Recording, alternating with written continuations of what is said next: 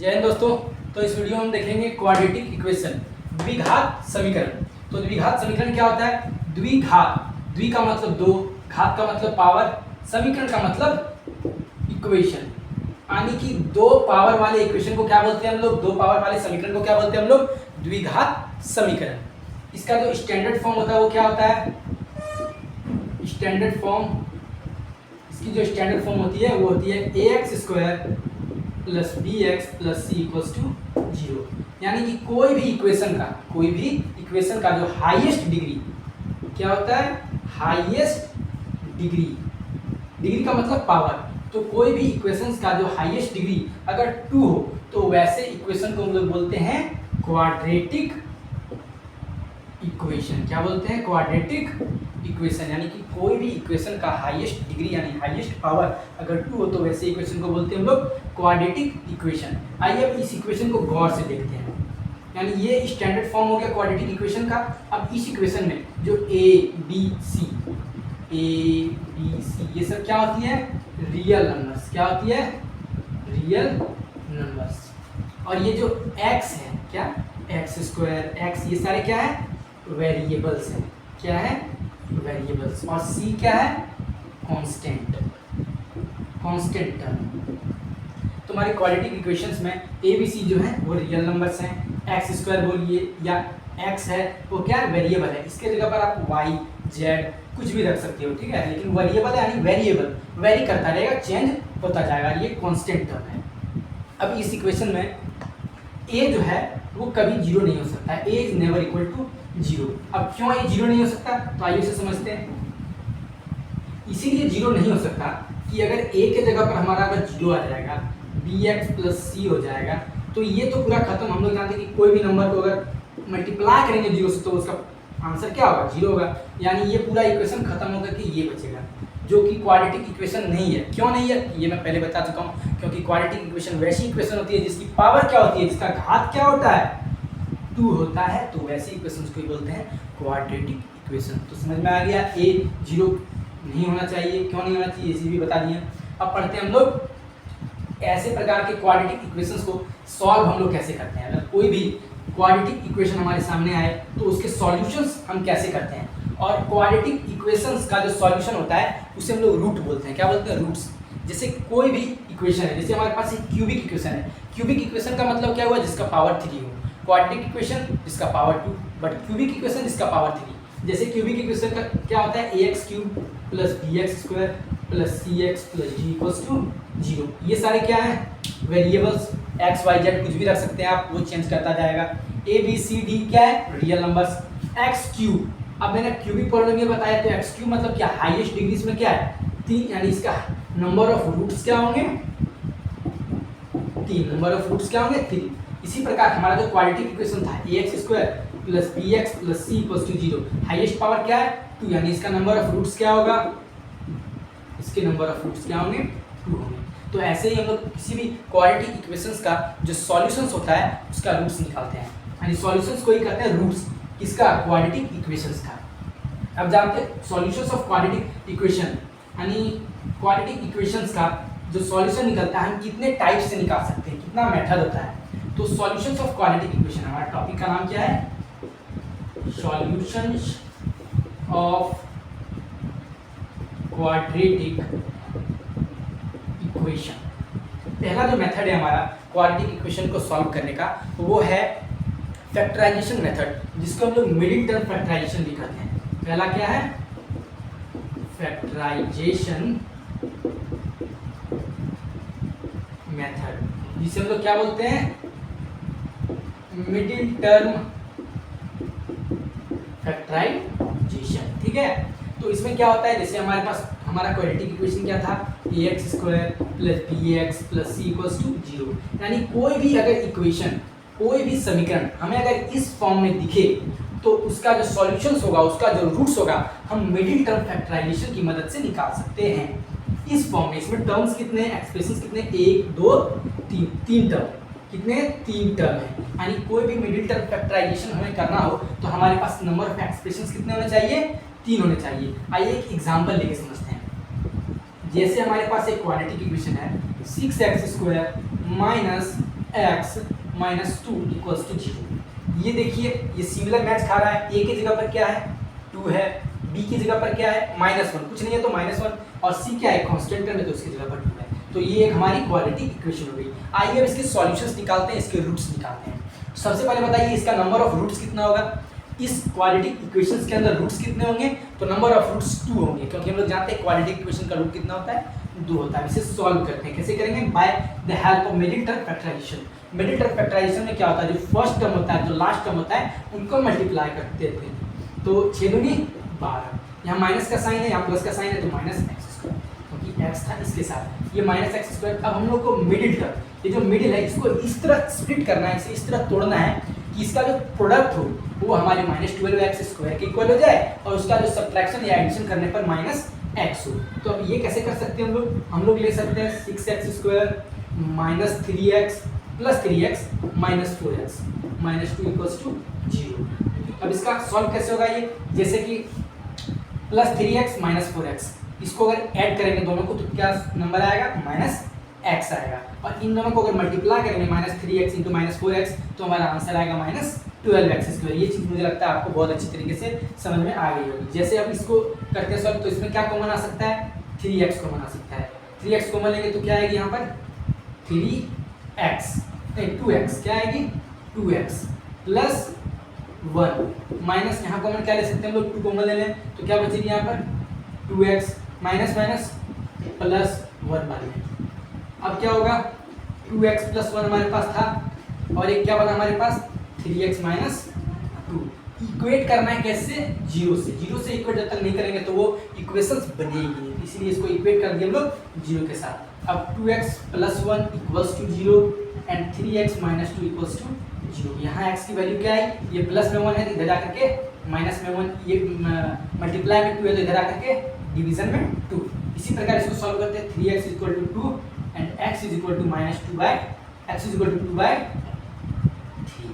तो हमारे रूट्स क्या हो गए क्वाड्रेटिक इक्वेशन के, इस क्वाड्रेटिक इक्वेशन के रूट्स क्या हुए, पहला रूट्स क्या है x is equal to -1 by 2 और एक रूट क्या है 2/3। तो ये 2 रूट्स हैं किसके, इस क्वाड्रेटिक इक्वेशंस के।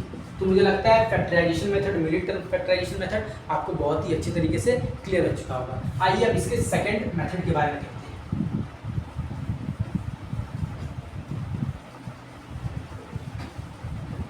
तो हमारा जो सेकंड मेथड है वो है quadratic formula, to find the solutions of a quadratic equation by using quadratic formula. इस क्वाड्रेटिक फॉर्मूला को हम लोग श्रीधराचार्य फॉर्मूला भी कहते हैं। Quadratic formula most important formula है, इसका डेरिवेशन में अगले वीडियो में लेके आऊँगा। क्वाड्रेटिक फॉर्मूला, तो क्वाड्रेटिक फॉर्मूला होता क्या है, क्वाड्रेटिक फॉर्मूला होता है x equals to -b plus minus root under b square minus 4ac upon 2a।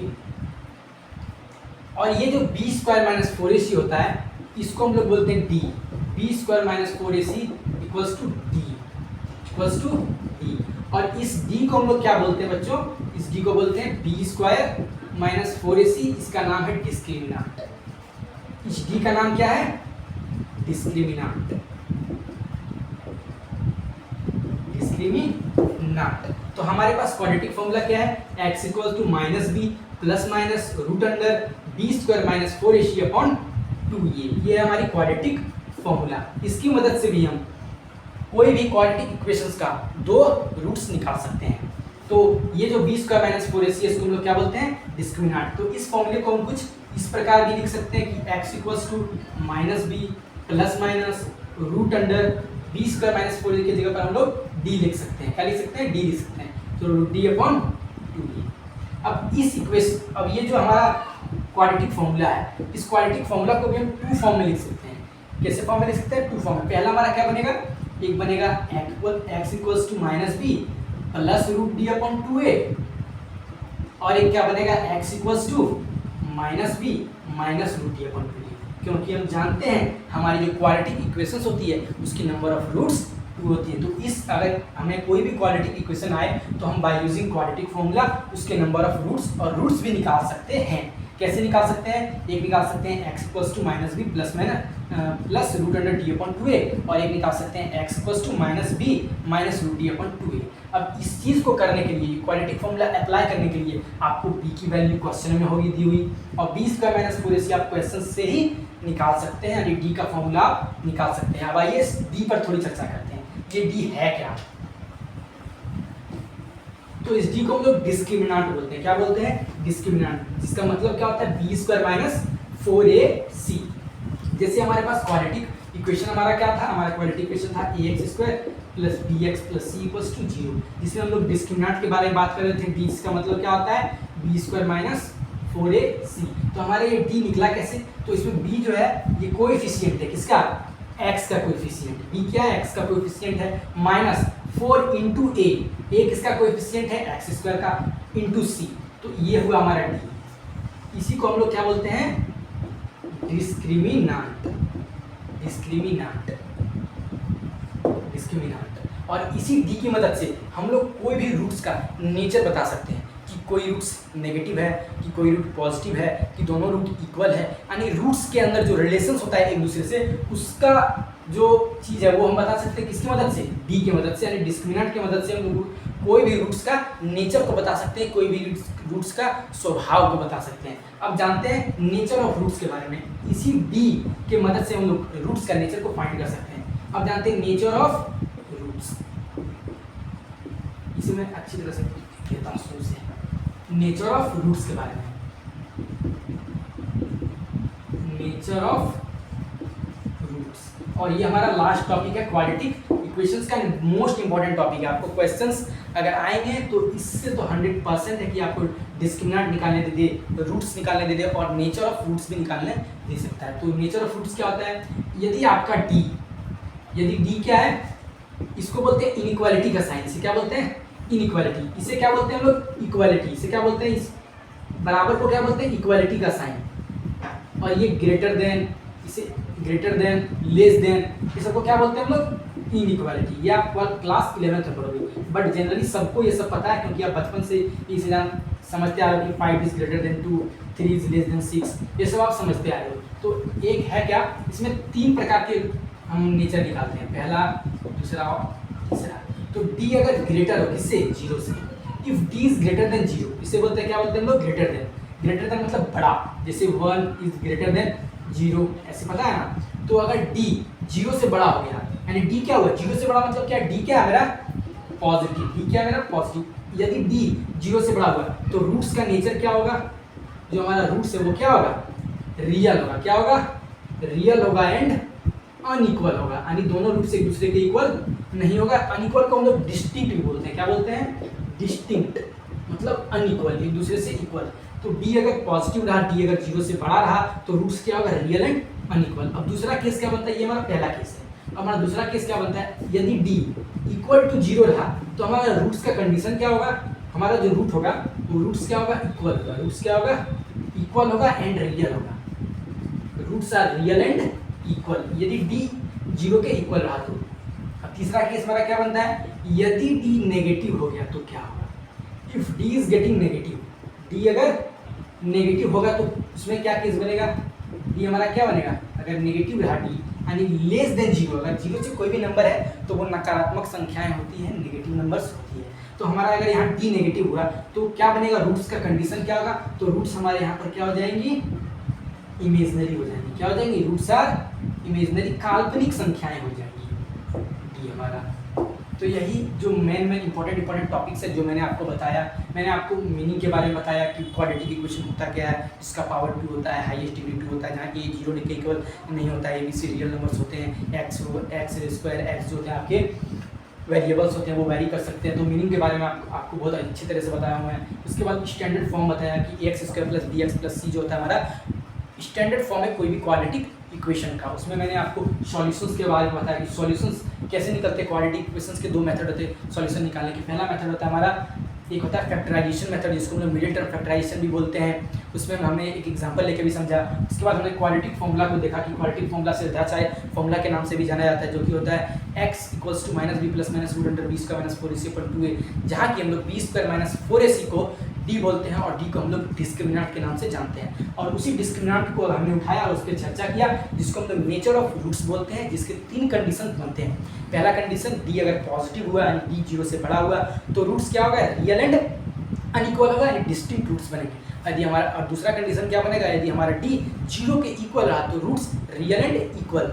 यदि, और तीसरा कंडीशन क्या है, यदि रूट हमारा डी जो है वो नेगेटिव हो गया यानी 0 से छोटा हो गया तो उसका कंडीशन क्या बनेगा, रूट्स हमारा क्या होगा, इमेजनरी होगा, काल्पनिक हो जाएगा। ठीक है, तो यही सब सारे कॉन्सेप्ट हैं क्वाड्रेटिक इक्वेशंस के। और अगले वीडियो में मैं श्रीधराचार्य फॉर्मूला की जो डेरिवेशन है उसको लेकर के आऊँगा। वैसे तो एग्जाम में डेरिवेशंस तो डायरेक्ट आते नहीं हैं, तो आपको मोस्ट इंपॉर्टेंटली इन solutions of quadratic equation and nature of roots पे ध्यान देना है, बस कुछ है नहीं। क्योंकि क्वाड्रेटिक इक्वेशन जो है इसको आपको 11th में भी पढ़नी है, 12th में भी पढ़नी है, और आपके फ्यूचर में भी बहुत ही इंपॉर्टेंट है। इसको हल्के में ना लें और जितना बताया गया उसको अच्छे से करें। इसी के साथ धन्यवाद, जय हिंद, प्रत्यय।